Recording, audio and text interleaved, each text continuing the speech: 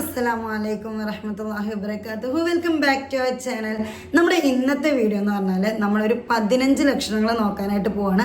അതിബുദ്ധിമാന്മാരുടെ 15 ലക്ഷണങ്ങൾ. ഈ പറയുന്ന 15 ലക്ഷണങ്ങൾ നിങ്ങൾക്കോ അല്ലെങ്കിൽ നിങ്ങൾ ആരെക്കുറിച്ചാണോ ഈ ഒരു വീഡിയോ കാണുന്നതെന്നുണ്ടെങ്കിൽ അവർക്കോ ഉണ്ടെന്നുണ്ടെങ്കിൽ അവരൊരു സൂപ്പർ AI അല്ലെങ്കിൽ അത്രയും ബുദ്ധിശക്തിയുള്ള ഒരു വ്യക്തിയാണെന്ന് നിങ്ങൾക്ക് മനസ്സിലാക്കാം. ഈവൺ ഒരു 10 ഒക്കെയാണ് പോയിന്റ് എന്നുണ്ടെങ്കിൽ അയാൾ ഒരു ബുദ്ധിമാനാണ്, അല്ലെങ്കിൽ ഒരു കുറച്ച് ക്രേസി ആയിട്ടുള്ള, നമ്മളൊക്കെ പറയില്ലേ ബുജി എന്നൊക്കെ പറയില്ലേ, അങ്ങനെയുള്ള ഒരാളാണെന്ന് നിങ്ങൾക്ക് മനസ്സിലാക്കാം. ഇനി ഒരു 8ന്റെ താഴെ അല്ലെങ്കിൽ ഒരു 5ന്റെ താഴേക്ക് നിൽക്കുന്ന ഒരാളാണെന്നുണ്ടെങ്കിൽ he is a common man, ഒരു സാധാരണ മനുഷ്യനാണ്. പരിമിതികളും അല്ലെങ്കിൽ എന്താ പറയുക, വളരെ കോമൺ ആയിട്ടുള്ള വലിയൊരു ബുദ്ധിശക്തിയൊന്നും ഇല്ലാത്ത ഒരു ആവറേജ് മാനാണെന്ന് മനസ്സിലാക്കാം. അപ്പോൾ ഇതിൽ നമ്മളൊരു 2-3 പോയിന്റൊക്കെ ശരിയായിട്ടുള്ളൂന്നുണ്ടെങ്കിൽ മണ്ടൻ അല്ലെങ്കിൽ മണ്ടി അങ്ങനെയൊന്നുമില്ല കേട്ടോ. ഇതൊക്കെ ഡിപ്പെൻസ് ആണ്. പഠനങ്ങൾ തെളിയിച്ചിട്ടുള്ള കുറച്ചൊരു 10-15 ഫാക്ടേഴ്സാണ് നമ്മൾ നോക്കുന്നത്. നിങ്ങളിത് നിങ്ങളുടെ ചുറ്റോട് തന്നെ ഒബ്സർവ് ചെയ്താൽ നിങ്ങൾക്ക് മനസ്സിലാവും കേട്ടോ. ഇതൊക്കെ റിയൽ ആണ്, ഇങ്ങനെയൊക്കെ ഉണ്ട് എന്നുള്ള കാര്യം. അപ്പോൾ നമുക്ക് എന്തായാലും ഒരുപാട് ടൈം എടുക്കണ്ട, നേരെ വീഡിയോയിലോട്ട് പോകാം. അവർക്ക് ഒറ്റയ്ക്ക് ഇരിക്കാനായിരിക്കും ഭയങ്കര ഇഷ്ടം. നമ്മൾ ഭയങ്കരമായിട്ട് സോഷ്യലി ഗ്യാതേർഡ് ആവണം എന്നൊക്കെ പറയുമെന്നുണ്ടെങ്കിലും അവരുടേതായിട്ടുള്ള ഒറ്റയ്ക്ക് ഇരിക്കാനുള്ള കുറച്ച് സമയം കണ്ടെത്തും. ഈവൻ മെഡിറ്റേറ്റ് ചെയ്യുന്നതായിരിക്കാം, അല്ലാന്നുണ്ടെങ്കിൽ ഭയങ്കര ഒരു ക്രൗഡിൽ കുറച്ച് സമയം നിന്ന് കഴിഞ്ഞാലും പിന്നെയും കുറച്ച് സമയം അവർക്ക് ഒറ്റയ്ക്ക് ഇരിക്കണം എന്നുള്ളൊരു തോട്ട് ഉണ്ടാവും. എല്ലായ്പ്പോഴും വൈബ് ചെയ്തും ചില്ല് ചെയ്തൊക്കെ നടക്കാനായിട്ട് അവർക്ക് വലിയ താല്പര്യമൊന്നും ഉണ്ടായിരിക്കില്ല. പകരം അവർ കുറച്ച് സമയം ഒറ്റയ്ക്ക് ഇരിക്കുകയും നമുക്ക് ഭാവി കാര്യങ്ങളെക്കുറിച്ച് ഇങ്ങനെ തിങ്ക് ചെയ്തുകൊണ്ടിരിക്കുകയും ചെയ്യുന്ന, അല്ലെങ്കിൽ കഴിഞ്ഞു പോയ കുറച്ച് കാര്യങ്ങളിൽ നിന്ന് എന്തൊക്കെ പാഠങ്ങൾ പഠിക്കാം എന്നങ്ങനെ ആലോചിച്ചുകൊണ്ടിരിക്കുന്ന ടൈപ്പ് ആൾക്കാരായിരിക്കും ഇവർ. രണ്ടാമത്തെ കാര്യം ഇതാണ്, ഇവരുടെ സ്ലീപ്പ് പാറ്റേൺ. ചിലപ്പോൾ ഇവര് രാത്രി ഒരു മൂങ്ങയുടെ പോലെയൊക്കെ ആയിരിക്കും. കാരണം എന്താ വെച്ചാൽ രാത്രി ഒരുപാട് സമയം അവർ വർക്ക് ചെയ്യാനും, അതല്ലെങ്കിൽ ഒന്നുറങ്ങിയിട്ട് കുറച്ചിടയ്ക്ക് എഴുന്നേറ്റ് വീണ്ടും വർക്ക് ചെയ്യുക, അങ്ങനെ കുറേ സമയത്തേക്ക് ഇവരുടെ സ്ലീപ്പിനെ കോംപ്രമൈസ് ചെയ്യുന്ന, വളരെ കുറച്ച് സമയം മാത്രം ഉറങ്ങുകയും ബാക്കി കുറേ സമയം സ്ലീപ്പിനെ കോംപ്രമൈസ് ചെയ്ത് ആലോചിച്ചിരിക്കുകയും ചെയ്യുന്ന വ്യക്തികളായിരിക്കും. അപ്പം നിങ്ങൾ ആലോചിക്കുന്നുണ്ടാവും, ഞാനും അങ്ങനെയൊക്കെ തന്നെയാണ്, ഞാനും എൻ്റെ ഉറക്കം ഒഴിവാക്കി കുറേ കാര്യങ്ങൾ ആലോചിക്കാറും അല്ലെങ്കിൽ കുറേ കാര്യങ്ങൾ പ്രൊഡക്റ്റീവായിട്ട് ചെയ്യണമെന്ന് ചിന്തിക്കാറൊക്കെ ഉണ്ടെന്ന്. പക്ഷെ നമുക്ക് പറ്റുന്ന പ്രശ്നം എന്താ വെച്ചാൽ ചിന്ത മാത്രമേ ഉണ്ടാവുള്ളൂ. രാവിലെ എഴുന്നേൽക്കുന്ന സമയത്ത്, ഇപ്പോൾ രാത്രി ഉറക്കമൊഴിച്ച് നമ്മൾ ഡയറ്റ് പ്ലാനൊക്കെ ഉണ്ടാക്കിയിട്ട് രാവിലെ ഫ്രിഡ്ജ് തുറക്കുന്ന സമയത്ത് തലേ ദിവസത്തെ കേക്കിൻ്റെ പീസ് കണ്ടു കഴിഞ്ഞാൽ വേഗം ഡയറ്റ് നമുക്ക് നാളെ മുതൽ ചെയ്യാം എന്ന് വിചാരിക്കുന്ന ആൾക്കാരെ നമുക്ക് ഇതിൽ പെടുത്താൻ പറ്റുമോ? പറ്റൂല. പക്ഷേ നമ്മുടെ ടൈമിനെ നമ്മുടെ ഉറക്കമൊക്കെ കോംപ്രമൈസ് ചെയ്ത് കൃത്യമായി ഞാൻ പ്ലാൻ ചെയ്ത കാര്യങ്ങൾ ഞാൻ ചെയ്യും എന്നുള്ളൊരു ചിന്ത അവരുടെ ഉള്ളിലുണ്ടാവുകയും അവർ ആ ഒരു കാര്യങ്ങൾ കൃത്യമായി ചെയ്യുന്നുണ്ടെങ്കിൽ അവരെ നമുക്ക് ഈ ഒരു കാറ്റഗറിയിൽ പെടുത്താനായിട്ട് സാധിക്കും. അടുത്ത പോയിന്റാണ് കണ്ടിന്യൂസ് ആയിട്ട് ക്വസ്റ്റ്യൻ ചോദിക്കുക എന്നുള്ളത്. ഈ ടൈപ്പ് ആൾക്കാരെ സംബന്ധിച്ചിടത്തോളം ഇപ്പോൾ നിങ്ങൾ കുട്ടികളിലൊക്കെ കണ്ടിട്ടുണ്ടാവും, ഉമ്മ ആകാശം എങ്ങനെ ഉണ്ടായേ, ആകാശത്തിന് എന്താ നീല കളർ വന്നേ, അതെന്താ പച്ച കളർ വരാത്തേ. ഇനിയിപ്പോൾ നമ്മളൊന്ന് ഫ്രിഡ്ജ് തുറന്ന് തലേ ദിവസത്തെ പാല് നമ്മൾ കേടാക്കാൻ വെച്ചിട്ടുണ്ടെന്നുണ്ടെങ്കിൽ കുഞ്ഞുങ്ങൾ തുറക്കുന്ന സമയത്ത് ഉമ്മ ഇപ്പം ഇവിടെ എന്താ സംഭവിച്ചേ, ഈ പാലെന്താ തൈരായേ, ഇതെങ്ങനെ പിരിഞ്ഞ്, ഇങ്ങനെ കുറേ ക്വസ്റ്റ്യൻസ് ഉണ്ടായിക്കൊണ്ടിരിക്കുക. നമ്മൾ വലുതാകുമ്പോഴും നമ്മുടെ ഉള്ളിൽ അങ്ങനെ കുറേ ക്വസ്റ്റ്യൻസ് ഉണ്ടാവും അല്ലേ. തലേ ദിവസത്തെ കാര്യങ്ങൾ വെച്ചിട്ട് നമ്മൾ ഇന്നത്തെ ദിവസത്തെ കണക്ട് ചെയ്യാറുണ്ട് കുറേ ആൾക്കാർ. നിങ്ങൾ ശ്രദ്ധിച്ചിട്ടുണ്ടോ? അല്ലെങ്കിൽ കുറേ കാലം മുന്നേ നടന്ന സംഭവങ്ങൾ വെച്ചിട്ട് ഇപ്പോഴത്തെ സംഭവങ്ങളെ കണക്ട് ചെയ്യും. ചിലർ ഒരു 10-15 കൊല്ലം മുന്നേത്തെ കാര്യങ്ങളൊക്കെ എടുത്തിട്ടായിരിക്കും ഇപ്പോഴത്തെ ജീവിതത്തെ അവർ അനലൈസ് ചെയ്യുന്നുണ്ടാവുക. ഞാൻ അന്ന് ഇങ്ങനെ ചെയ്തിരുന്നെങ്കിൽ ഇന്ന് ഇങ്ങനെ സംഭവിക്കുമായിരുന്നു. ഇങ്ങനെയൊക്കെ കണക്ട് ചെയ്ത് വർത്തമാനം പറയുന്ന ആൾക്കാരുണ്ടെങ്കിൽ നിങ്ങളൊന്ന് ശ്രദ്ധിച്ചേക്കുക. കാരണം അവരുടെ ബുദ്ധി നന്നായിട്ട് ഉപയോഗിക്കുന്നുണ്ടെന്നാണ് അതിന്റെ അർത്ഥം. 4ാമത്തെ point, over thinking. Over think ചെയ്യുന്ന ആൾക്കാരെ കുറിച്ച് നമ്മൾക്കൊക്കെ ഒരു ചിന്ത ഉണ്ട് അല്ലേ. ഭയങ്കരമായിട്ട് ഓവർ തിങ്ക് ചെയ്യും, മനുഷ്യന്റെ സമാധാനം കളയും, കൺസിസ്റ്റന്റ് ആയിട്ട് പ്രശ്നം ഉണ്ടാക്കിക്കൊണ്ടിരിക്കും ഓവർ തിങ്ക് ചെയ്തുകൊണ്ടിരുന്ന സംഭവം. അവരതൊക്കെ ചെയ്യുന്നുണ്ടെങ്കിലും ചെറിയ വലിയ കാര്യങ്ങൾക്കൊക്കെ ഇവർ ഓവർ തിങ്ക് ചെയ്യുന്നുണ്ടെന്നുണ്ടെങ്കിൽ അവരെ നമ്മൾ ബുദ്ധിമാന്മാരെ കാറ്റഗറിയിലാണ് പെടുത്തുന്നത്. കാരണം അവർക്ക് പ്രൊഡക്റ്റീവായിട്ട് ചെയ്യാൻ പറ്റുന്ന കുറേ കാര്യങ്ങൾ ഉണ്ടായിരിക്കും. വിചിത്രമായിട്ടുള്ള ഹോബീസ് ഉണ്ടാവും. അതായത് കോയിൻ കളക്ഷൻ അല്ലെങ്കിൽ സോങ് കേൾക്കുന്ന അങ്ങനത്തെ കാര്യങ്ങൾക്കൊക്കെ പുറമെ എന്തെങ്കിലുമൊക്കെ കാര്യങ്ങൾ എടുത്തു വെക്കാനും സേവ് ചെയ്യാനൊക്കെ ഇവരുടെ മൈൻഡ് ഭയങ്കരമായിട്ട് ഇവരെ തന്നെ മോട്ടിവേറ്റ് ചെയ്യും. അതായത് വളരെ നിങ്ങൾക്ക് തന്നെ ഇപ്പോൾ ഒരാളെ ഇഷ്ടമാണ്, അയാളുടെ മെമ്മറിക്ക് വേണ്ടി ഈ ചോക്ലേറ്റിൻ്റെ കവേഴ്സ് സൂക്ഷിക്കുക, അല്ലെങ്കിൽ അയാൾ ഉപയോഗിച്ചിട്ടുള്ള കുറേ ബിലോങ്ങിങ്സ് എടുത്ത് വെക്കുക, അയാളുടെ സ്മെല്ല് മൈൻഡിൽ റീകളക്ട് ചെയ്ത് വെക്കുക, അല്ലെങ്കിൽ അയാളുടെ സ്മെല്ല് റീക്രിയേറ്റ് ചെയ്യാനായിട്ട് ശ്രമിക്കാം. ഇങ്ങനത്തെയൊക്കെ കാര്യങ്ങൾ ഈ ഓവർ തിങ്കേഴ്സ് ചെയ്യുന്നുണ്ടെന്നുണ്ടെങ്കിൽ ഈ ഒരു ടൈപ്പ് പാറ്റേൺ ഹോബീസൊക്കെ ഉള്ള ആൾക്കാർക്ക് അവരെ നമുക്ക് എന്താ പറയുക, ഈ പറയുന്ന ബുദ്ധിജീവികളുടെ കാറ്റഗറിയിൽ പെടുത്താനായിട്ട് സാധിക്കും. നമ്മളിങ്ങനെ തിങ്ക് ചെയ്യും, ഇത് എന്ത് വിചിത്രമായിട്ടുള്ളൊരു ഹോബിയാണ്, അങ്ങനത്തെ ചിന്തകളൊക്കെ അല്ലെങ്കിൽ അങ്ങനത്തെ ഹോബീസൊക്കെ ഇവർക്ക് കൊണ്ടുനടക്കുന്നുണ്ടാവും. നമ്മളൊരു സിനിമയിൽ കണ്ടിട്ടില്ലേ, ഊർവശി, ഇതെൻ്റെ പണ്ടത് ഞാൻ ആദ്യം ഉപയോഗിച്ച ബ്രഷാണ് അല്ലെങ്കിൽ ആദ്യം ഉപയോഗിച്ച സാധനങ്ങളാണ്. ഇങ്ങനെ കുറേ ഒരു ഡിഫറെൻ്റ് ആയിട്ടുള്ള, അതായത് ഈ ഒരു ഹോബി ഉള്ളതുകൊണ്ട് മാത്രം അവർ ബുദ്ധിയാണെന്നല്ല പറഞ്ഞിരുന്നത്. ബുദ്ധിമാന്മാർക്ക് ഇത്തരത്തിലുള്ള ഹോബീസ് ഉണ്ടാവാനുള്ള സാധ്യതയുണ്ട്. 5ാമത്തെ കാര്യമാണ് അവർ ഡാർക്ക് ഹ്യൂമേഴ്സിന്, അതായത് വളരെ സെൻസിറ്റീവ് ആയിട്ടുള്ള തമാശകൾക്ക് ചിരിക്കും. ഇപ്പം നിങ്ങളുടെ കൂട്ടുകാർ എന്തെങ്കിലുമൊക്കെ ഒരു ചളി പറഞ്ഞു വിചാരിച്ചു അല്ലെങ്കിൽ ഒരു തമാശ പറഞ്ഞു വിചാരിച്ചോ, നിങ്ങളത് ഇതൊക്കെ എന്ത് തമാശ, അതൊക്കെ ആരും ചിരിച്ചില്ല, അല്ലെങ്കിൽ നമ്മൾ പറയില്ല എന്നെ ഒന്ന് ഇക്കിലിയാക്കുക ഞാൻ ചിരിച്ചു തരാമെന്നൊക്കെ പറയില്ലേ. അപ്പോൾ നമുക്ക് ചിലപ്പോൾ കണക്റ്റ് ആവാത്ത കുറേ തമാശകൾക്ക് പോലും ഇവർ ചിരിക്കുന്നുണ്ടാവും. അപ്പോൾ നമ്മൾ ഇവരോട് ചോദിക്കുകയാണ്, നീ എന്തിനിപ്പോൾ ഇത്ര ചെറിയ തമാശയ്ക്കൊക്കെ ചിരിക്കുന്നത്, ആ ഒരു രീതിയിൽ നമ്മൾ അവരോട് ചോദിക്കുകയാണെന്നുണ്ടെങ്കിൽ അവർ പറയുന്ന ഒരു കാര്യം എന്താ വെച്ചാൽ, നല്ല തമാശയല്ലേ, നിനക്ക് എന്താ കുഴപ്പം, അങ്ങനെ വിചാരിക്കും. കാരണം എന്താ വെച്ചാൽ ഇവർ ഈ തമാശ കേൾക്കുന്ന ടൈമിൽ തന്നെ അവരത് വിഷ്വൽ ചെയ്തിട്ടുണ്ടാവും. അതിൻ്റെ എല്ലാ ഭാഗങ്ങളും അവർ ഇമാജിൻ ചെയ്ത് വിഷ്വൽ ചെയ്തിട്ടാണ് അവർ ആ തമാശയ്ക്ക് ചിരിക്കുന്നുണ്ടാവുക. നമ്മുടെ ഇമാജിനേഷൻ പവറും ഫോക്കസും അല്ലെങ്കിൽ നമ്മുടെ വിഷ്വലൈസേഷൻ പവറും കുറവായതുകൊണ്ടാണ് നമുക്കത് കണക്ട് ആവാൻ. നമ്മളെക്കാളേറെ ഫോക്കസും വിഷ്വലൈസേഷൻ പവറും ഈ പറയുന്ന മുജികൾക്ക് ഉള്ളതുകൊണ്ടാണ് അവർക്കത് കണക്ട് ആവുകയും അവർ ചിരിക്കുകയും ചെയ്യുന്നത്. ആറാമത്തെ പോയിന്റ് ഇതാണ്, പെട്ടെന്ന് ബോറടിക്കുക എന്നുള്ളത്. അതായത് ഇപ്പൊ നിങ്ങൾക്ക് ക്ലാസ് എടുക്കുകയാണ്, ഇപ്പൊ ഞാൻ തന്നെ നിങ്ങൾക്ക് ഈ കാര്യങ്ങൾ പറഞ്ഞു തരാണെന്നുണ്ടെങ്കിൽ പെട്ടെന്ന് നിങ്ങളുടെ മൈൻഡിൽ ഒരു ബോറടി വരണം. ഇതൊക്കെ എനിക്ക് അറിയാവുന്ന കാര്യം, അല്ലെങ്കിൽ ഞാൻ എക്സ്പ്ലെയിൻ ചെയ്യുന്നത് നമ്മുടെ വീഡിയോന്റെ താഴെ ചില ആൾക്കാർ വന്നിട്ട് പറയാണ്ട് പോയിന്റ് മാത്രം പറയും, എക്സ്പ്ലെയിൻ ചെയ്യല്ലേ എന്നുള്ളത്. അപ്പം എക്സ്പ്ലെയിൻ ചെയ്യുമ്പോൾ അവർക്ക് ബോറടിക്കും. നമ്മൾ ജസ്റ്റ് പറയണം പെട്ടെന്ന് ബോറടിക്കും, അവർക്ക് കാര്യങ്ങൾ കിട്ടി, അതിന്റെ എല്ലാവിധ എക്സ്പ്ലനേഷൻസും ഇവർ ഓവർ തിങ്ക് ചെയ്ത് എടുത്തിട്ടുണ്ട്, ഇനി ഇവർക്ക് വേറെ ഒന്നും ചെയ്യാനില്ല. അപ്പോൾ ഒരു അടുത്ത പോയിന്റ് വരുന്ന വരെ ഇവർക്ക് ബോറടിക്കും. അപ്പോൾ ഒരു വേറെ എന്തെങ്കിലും ഒരു സാധനം എടുത്ത് നോക്കുക, അല്ലെങ്കിൽ ചില ആൾക്കാർ കണ്ടില്ലേ മൊബൈൽ എടുത്ത് ഉപയോഗിക്കുന്നുണ്ടാവും, അതിൻ്റെ കൂടെ തന്നെ ബാക്കിയുള്ള എന്തെങ്കിലും ഇപ്പോൾ ഇപ്പുറത്തെ ഒരു ക്ലാസ് നടന്നുകൊണ്ടിരിക്കും, ടീച്ചേഴ്സ് ക്ലാസ് എടുത്തുകൊണ്ടിരിക്കും, ഇവർക്ക് ബോറടിക്കും, ഇവർ വേറെ എന്തെങ്കിലും ടോപ്പിക്ക് നോക്കും. അപ്പം ഇങ്ങനെ ഇപ്പം നമ്മൾ സ്കൂളിലാണെന്നുണ്ടെങ്കിൽ കുട്ടികൾ ടീച്ചർ ഒരു പോയിന്റ് പറഞ്ഞ അല്ലെങ്കിൽ ഒരു ഹോംവർക്ക് കൊടുത്ത് അല്ലെങ്കിൽ ഒരു ആക്ടിവിറ്റി കൊടുത്ത് സഡൻ ആയിട്ട് അവർ ആ ആക്ടിവിറ്റി ചെയ്ത ശേഷം ബാക്കി ടൈം ഇവർ മടി പിടിച്ച് ഇങ്ങനെ ഇരിക്കും, എന്താ ലഞ്ച് ബ്രേക്ക് ആവാത്തെ, ആ ഒരു മൈൻഡിൽ ഇരിക്കുന്ന ആൾക്കാരുണ്ടല്ലോ, ഇവരെ നമ്മൾക്ക് ബുദ്ധിജീവികളായിട്ട് കൺസിഡർ ചെയ്യാം. ചിലപ്പോൾ ടീച്ചേഴ്സ് വിളിച്ചിട്ട് പറയും അവന് നല്ല ബുദ്ധിയാണ്, നന്നായിട്ട് പഠിക്കും, പക്ഷെ ക്ലാസ്സിൽ ഭയങ്കര അലമ്പാണെന്ന് പറയുന്നതും ഈ തരത്തിലുള്ള മടി അല്ലെങ്കിൽ ബോറിങ് അവർക്ക് ഫീൽ ചെയ്യുന്നതുകൊണ്ടാണ്. ടീച്ചർ പറഞ്ഞു കൊടുക്കുന്ന കാര്യം അവർക്ക് പെട്ടെന്ന് മനസ്സിലാവുകയും അവരവരുടെ പരിപാടി ചെയ്യുകയും ചെയ്തിട്ട് ബാക്കിയുള്ള സമയം ക്ലാസ്സിലിരുന്ന് അലമ്പ് കാണിക്കുന്നുണ്ടാവും. ഏഴാമത്തെ പോയിന്റ് ഇതാണ്, ചില സമയങ്ങളിൽ ഇവരുടെ മെമ്മറി എന്ന് പറയുന്നത് ഭയങ്കര ഷാർപ്പായിരിക്കും. കുഞ്ഞു കാര്യങ്ങൾ പോലും ഇവരെ ഓർത്ത് വയ്ക്കും. ചെറിയ നമ്പേഴ്സ്, ഇപ്പോൾ മുന്നേ കണ്ടിട്ടുള്ള ആൾക്കാർ മൊബൈൽ നമ്പേഴ്സ്, ATM പിൻ, അല്ലെങ്കിൽ ആൾക്കാരുടെ പേരുകൾ, ഇതൊക്കെ ഇവർ ചില സമയത്ത് ഭയങ്കരമായിട്ട് ഓർത്ത് വയ്ക്കും. എന്നാൽ ചില സമയത്ത് കാണുന്ന ആൾക്കാരെ കുറിച്ചിട്ടോ അല്ലെങ്കിൽ ചില സമയത്ത് നടക്കുന്ന ഇൻസിഡൻസിനെ കുറിച്ചിട്ടോ ഇവരുടെ മെമ്മറി ഒട്ടും ഫീഡ് ചെയ്യില്ല. കാരണം ഇവർ മൾട്ടിപ്പിൾ ആയിട്ട്, ഇപ്പോൾ നമ്മൾ വിചാരിക്കും അവൻ ആളുകളുടെ പേരുകൾ കണക്ട് ചെയ്ത് വെക്കാനും ഓർത്ത് വെക്കാനുള്ള ഒരുപാട് കഴിവുണ്ട്, അല്ലെങ്കിൽ ഓരോ ഇൻസിഡൻസും ഇവൻ നന്നായിട്ട് ഓർത്ത് വയ്ക്കും, അത്രയും ഫോട്ടോഗ്രാഫിക് മെമ്മറി ആണെന്നൊക്കെ നമ്മൾ വിചാരിക്കും. പക്ഷേ നമ്മൾ വിചാരിച്ചിട്ടുണ്ടാവും നമ്മൾ ഇയാളെ കൂടെ കൊണ്ടു നടക്കുന്ന സമയത്ത് ഞാൻ ഓർത്തില്ലെങ്കിലും കുഴപ്പമില്ല, ഓനത് ഓർത്ത് വെച്ചിട്ടുണ്ടാവുമെന്ന്. പക്ഷെ ചില സാഹചര്യങ്ങളിൽ നമ്മൾ ഓർത്ത് വെച്ചിട്ടുണ്ടാവും എന്ന് വിചാരിക്കുന്ന കാര്യങ്ങൾ ഈ പഹയന്മാർ ഓർത്ത് വെക്കൂല. കാരണം എന്താ വെച്ചാൽ ആ ടൈമിൽ ഇവരുടെ ഓവർ തിങ്കിങ് ഇറക്കിയിട്ടുണ്ടാവും. അതല്ലാന്നുണ്ടെങ്കിൽ ഇവർ നെക്സ്റ്റ് പ്രൊഡക്റ്റീവായിട്ട് ഞാൻ എന്ത് ചെയ്യണമെന്ന് ആലോചിച്ചുകൊണ്ടിരിക്കും. ഇങ്ങനെ കുറേ കാര്യങ്ങൾ ഇവർ തിങ്ക് ചെയ്യുന്നതുകൊണ്ട് തന്നെ നമ്മൾ വിചാരിക്കുന്ന പോലെ ഇവർ ഈ സാധനങ്ങളൊന്നും ഓർത്ത് വെച്ചിട്ടുണ്ടാവില്ല. എന്നാൽ അതേസമയം ഇവർ നമ്മളെ സർപ്രൈസിങ് ആക്കുക, അല്ലാന്നുണ്ടെങ്കിൽ ഇവർക്ക് പിന്നീട് ഉപയോഗപ്പെടുത്താം എന്നുള്ളൊരു രീതിയിലൊക്കെ ഇവർ കറക്റ്റായിട്ട് ഓർത്ത് വയ്ക്കുന്ന കാര്യങ്ങളാണെങ്കിൽ നെവർ എവർ ഫോർഗെറ്റ് എന്ന് പറഞ്ഞ പോലെ ഇവരതൊട്ട് മറന്നു പോവുകയില്ല.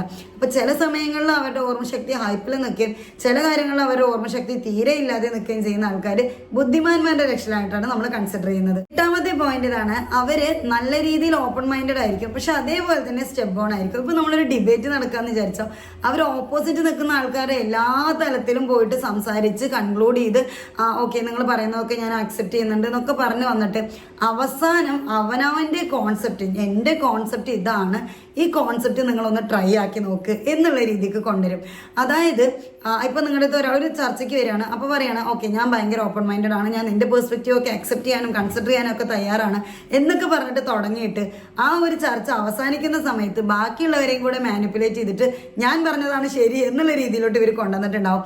അപ്പൊ അങ്ങനെയൊക്കെ തിങ്ക് ചെയ്ത് അത് നിങ്ങൾ തന്നെ ചിന്തിക്കുന്നുണ്ടാവും. അതായത് തുടക്കം അവസാനമൊക്കെ ആവും നിങ്ങളുടെ അടുത്ത് സംസാരിക്കുന്ന സമയത്ത് ആടാടാ നീ പറഞ്ഞതാണ് ശരി കേട്ടോ, അല്ലെങ്കിൽ നീ പറഞ്ഞതിൽ ഇങ്ങനെ ഒരു പോയിന്റ് ഉണ്ട് കേട്ടോ എന്നൊക്കെ പറഞ്ഞിരിക്കും തുടങ്ങുന്നുണ്ടാവുക. ഭയങ്കര ഓപ്പൺ മൈൻഡഡ് ആയിരിക്കും, ആരെന്ത് കൊടുത്താലും സ്വീകരിക്കാൻ തയ്യാറായിട്ടായിരിക്കും നിൽക്കുന്നുണ്ടാവുക. പക്ഷെ ചർച്ചയുടെ അവസാനം വരുന്ന സമയത്ത് മുന്നേ ഇരിക്കുന്ന ആൾക്കാരൊക്കെ നേരെ തിരിഞ്ഞിട്ട് ഇയാൾ പറയുന്നതിന് സമ്മതിച്ചു കൊടുക്കുന്നുണ്ടാവും, അല്ലെങ്കിലും അതെ എന്നുള്ള രീതിയിലോട്ട് മാനിപ്പുലേറ്റ് ചെയ്ത് കാര്യങ്ങളെ കൺവേർട്ട് ചെയ്തിട്ടുണ്ടാവും. കാരണം ഇവർ ഓപ്പൺ മൈൻഡഡ് ആണ്, എല്ലാവരുടെ അഭിപ്രായങ്ങളും സ്വീകരിക്കുകയൊക്കെ ചെയ്യും. പക്ഷെ ഇവരുടെ ഉള്ളിൽ ഒരു കുഞ്ഞ് സ്റ്റെപ്പ് ഓൺ ആയിട്ടുള്ള ഒരു സാധനം ഉണ്ടാവും, എൻ്റെ തീരുമാനം അല്ലെങ്കിൽ എൻ്റെ മൈൻഡ് സെറ്റ് ഇതാണ്, നിങ്ങൾക്ക് ഇതും കൂടെ ഒന്ന് ആക്സെപ്റ്റ് ചെയ്യാനായിട്ട് നിങ്ങൾ ട്രൈ ചെയ്ത് നോക്കുന്ന പറഞ്ഞിട്ട് നിങ്ങളതിനെ മാനിപ്പുലേറ്റ് ചെയ്ത് ആ ഒരു പോയിന്റിലോട്ട് അവർ കൊണ്ടുവരും. അത് അവർ ഭയങ്കര ബുദ്ധിമാനാണെന്നുള്ളതിൻ്റെ ലക്ഷണമാണ്.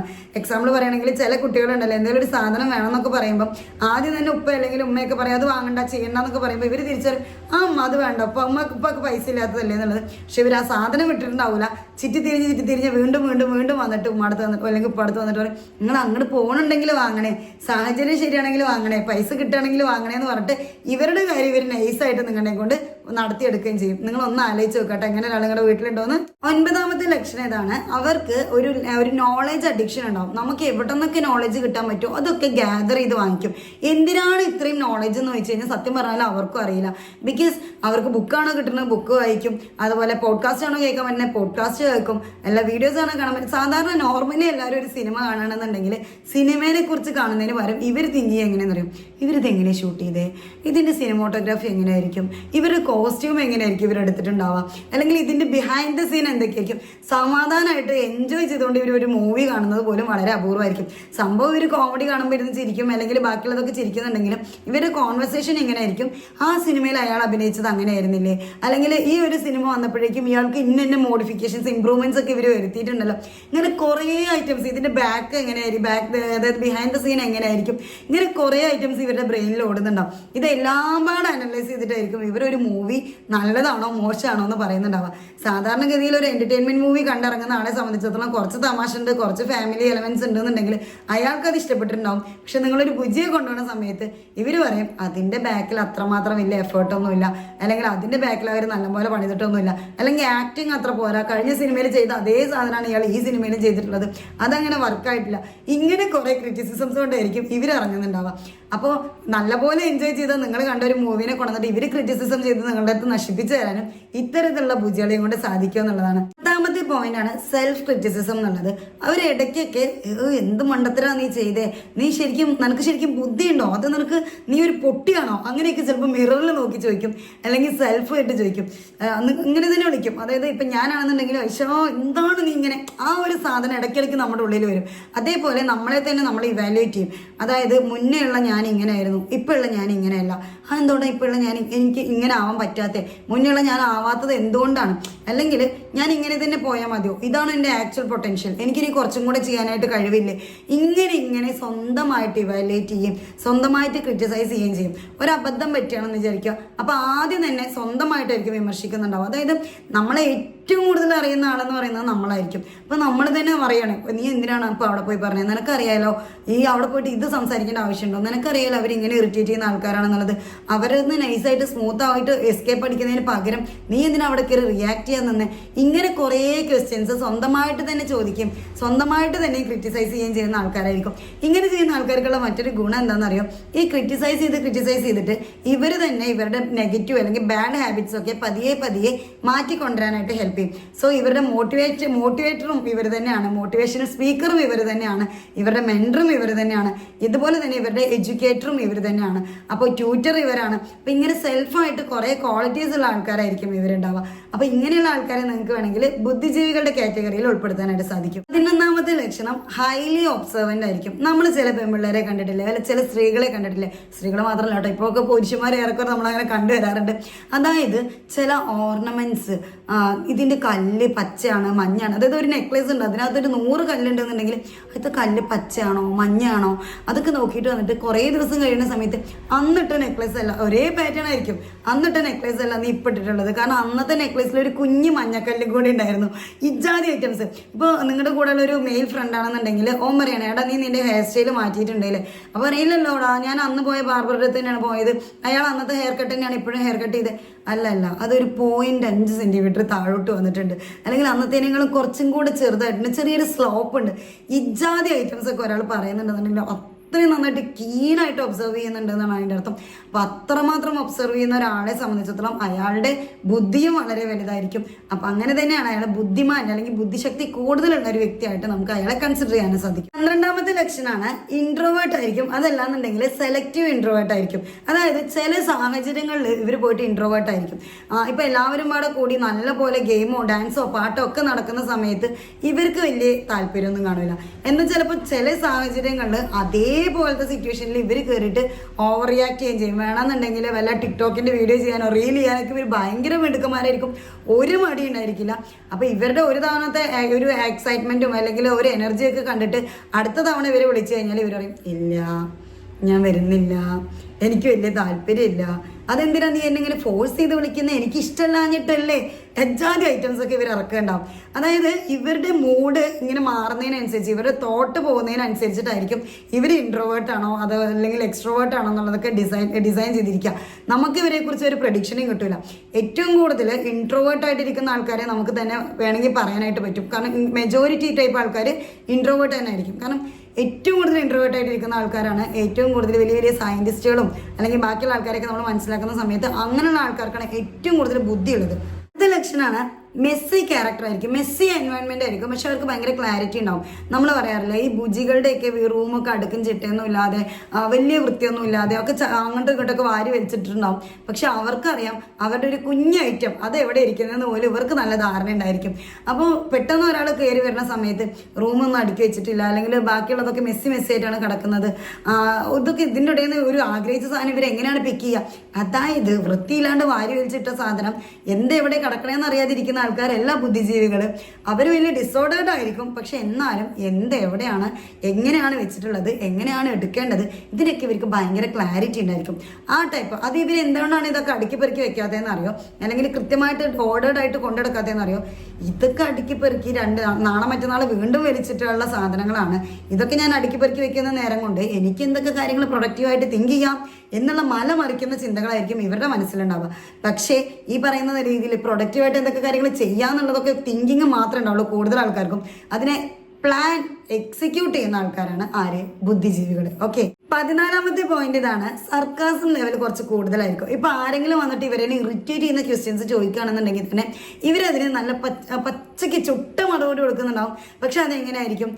നല്ല രീതിയിൽ നന്നായിട്ട് നമ്മളിങ്ങനെ പറയില്ല, അവരെ കളിയാക്കി വിടുക, ആ ടൈപ്പ് വർത്താനായിരിക്കും പറയുന്നുണ്ടാവുക. എക്സാമ്പിൾ പറഞ്ഞുതരാം. ഇപ്പൊ ഒരാൾ വന്നിട്ട് ചോദിക്കണം നിനക്ക് ബുദ്ധി ഉണ്ടോ എന്ന് ചോദിക്കുമ്പോൾ ഇല്ല, തലച്ചോറ് 2 ദിവസമായിട്ട് പണയത്തിലാണ്, നിൻ്റെത് എനിക്ക് കടം തരാൻ വല്ല ഉദ്ദേശമുണ്ടോ? ആജാതി തമാശകളൊക്കെ അടിച്ചിട്ടായിരിക്കും ഇവർ പറയുന്നുണ്ടാവുക. സീരിയസ് ആയിട്ട് ഇവരെ കളിയാക്കാൻ അല്ലെങ്കിൽ സീരിയസ് ആയിട്ട് ഇവരെ ഇറിറ്റേറ്റ് ചെയ്യാൻ വേണ്ടി ചോദിക്കുന്ന ക്വസ്റ്റ്യങ്ങൾക്ക് പോലും ഇവർ ഉരുളയ്ക്ക് ഉപ്പേരി പോലെയുള്ള മറുപടി കൊടുക്കും. പക്ഷേ ഈ കൊടുക്കുന്ന മറുപടി ഇത്തിരി ഫണ്ണി ആയിട്ട് അല്ലെങ്കിൽ വേവി ആയിട്ടായിരിക്കും ഇവർ കൊടുക്കുന്നുണ്ടാവുക. അപ്പം അങ്ങനെ നിങ്ങളുടെ ചുറ്റോടുള്ള ആൾക്കാർ, അതായത് എന്ത് ചോദിച്ചാലും അവരത് മറുപടി റെഡി ടു ഗിവ് എന്നുള്ള പറയുന്ന രീതിയിൽ ഇവരത് മറുപടി ഉണ്ടാവും. ഇവർ ദേഷ്യപ്പെടേണ്ട സാഹചര്യം ആണെങ്കിൽ പോലും പക്ഷേ ഇത്തരത്തിൽ സർക്കാസം ലെവലിലേക്കായിരിക്കും ഇവർ മറുപടി കൊടുക്കുന്നുണ്ടാവുക. അപ്പം നിങ്ങളൊന്ന് നോക്കി നോക്കട്ടോ അങ്ങനെയുള്ള ആൾക്കാരുണ്ടോ എന്നുള്ളത്.